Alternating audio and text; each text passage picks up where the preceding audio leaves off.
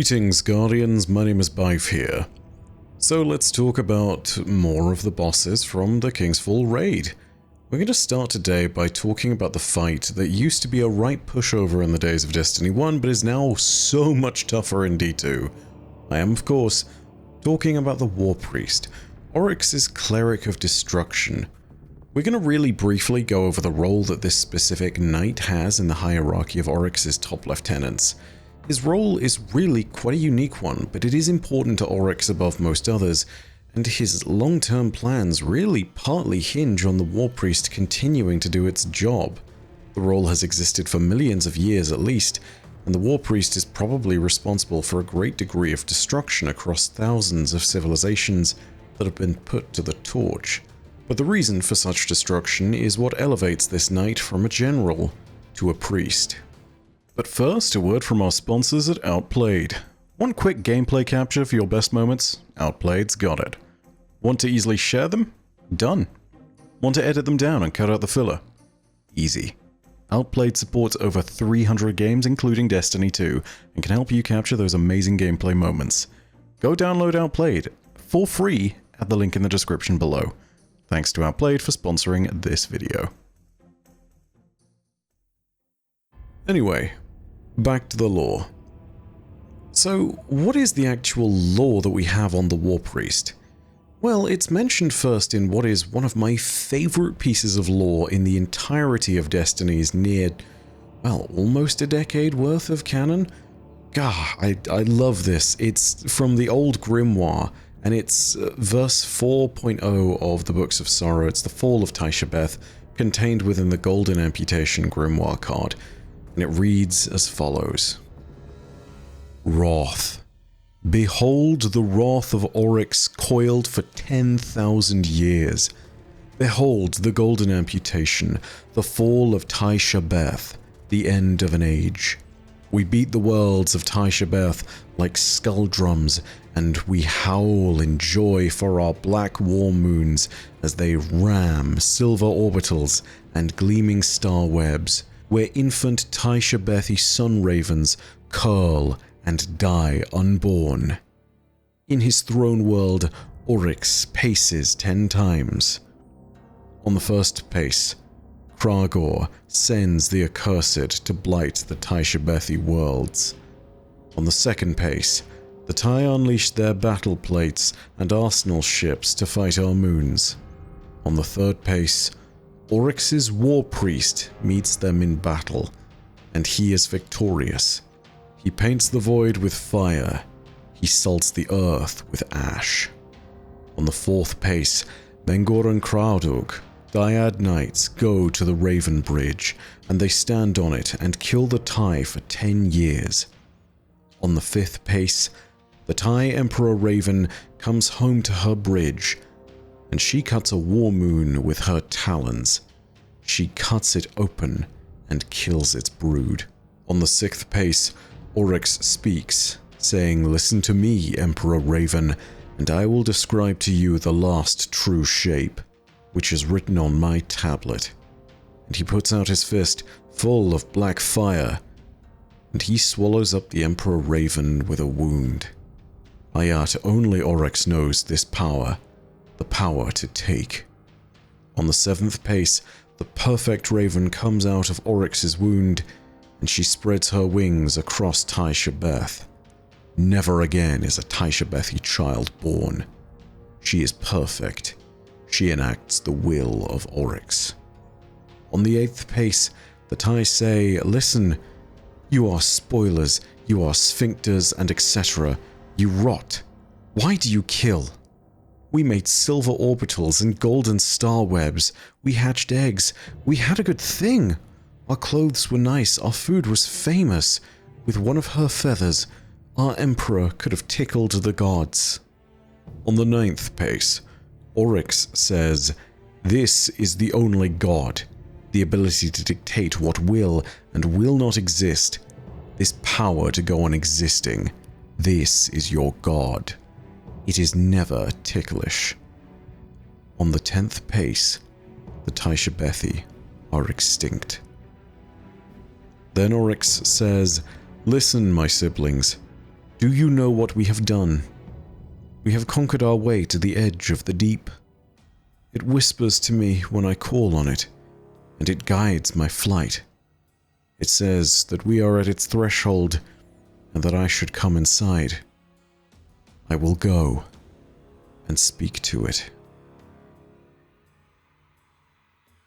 So, this description of Oryx's 10 paces is easily, as far as I'm concerned, some of the coolest lore in terms of its writing, but also it confirms that the War Priest is actually a part of the process of destruction of any world that Oryx meets.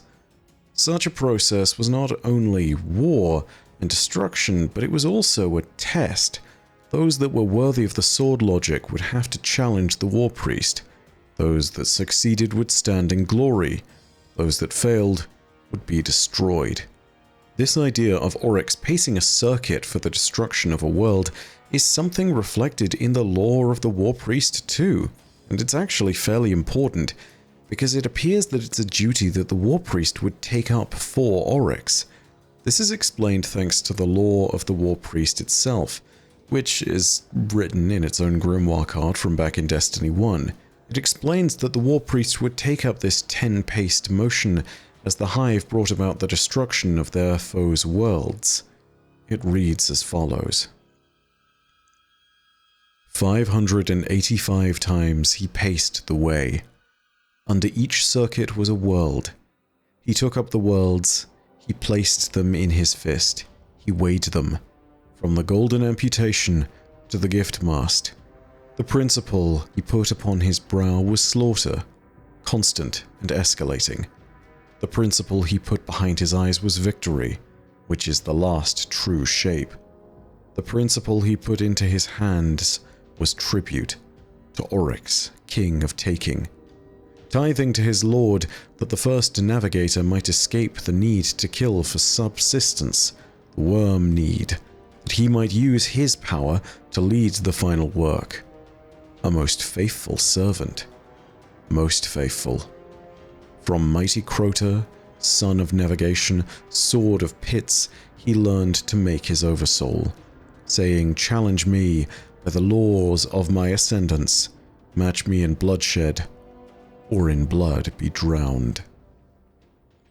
585 times he paced the way. Under each circuit was a world. That line alone implies that between the time in which we face him and the rise of Oryx as the Taken King in the Sol system, the War Priest had assisted the Taken King in the destruction of over 500 worlds. Knowing that some worlds might be like Fundament and might have multiple dozens of species living in cohesive civilization together, it's not known how many civilizations and how many different peoples were put to the torch by the War Priest. So here's the question then. What stops Oryx from making this pacing circuit that heralds the destruction of the worlds? Why does the War Priest do this now? The answer is also explained in the grimoire card I just read, but it's something which maybe needs to be spelled out. The War Priest is tithing to Oryx. By tithing the sustenance he gains, the War Priest is able to provide the necessary sustenance to Oryx's worm, and thus, this frees the Taken King to use his own power as he sees fit. The worms are a blood tithe that grant the Hive immortality, but they're a drain on their resources. The War Priest is essentially one that takes care of that enormous cost for Oryx. This is important for Oryx in particular, who is using his power in order to explore the mysteries of the darkness further and in order to better discover the final shape. If something ever does surpass the War Priest, it is by design that it should be allowed to face Oryx. If one defeats the War Priest, then they have proved that they are sufficiently powerful to challenge the Taken King and his greatest servants. So no, the DPS check is actually canon, and unfortunately it can't be nerfed. No matter how bad it was on day one contest, and no matter how many times you had to sit there waiting for the wizard to spawn so you could Aeon Soul it. Sorry about that, guys. In all seriousness though, the lore also provides a note about the encounter before, where we need to prove our power before being deemed worthy to face the War Priest. In the Totems encounter, we now appropriately gain stacks of Deathsinger's power through killing.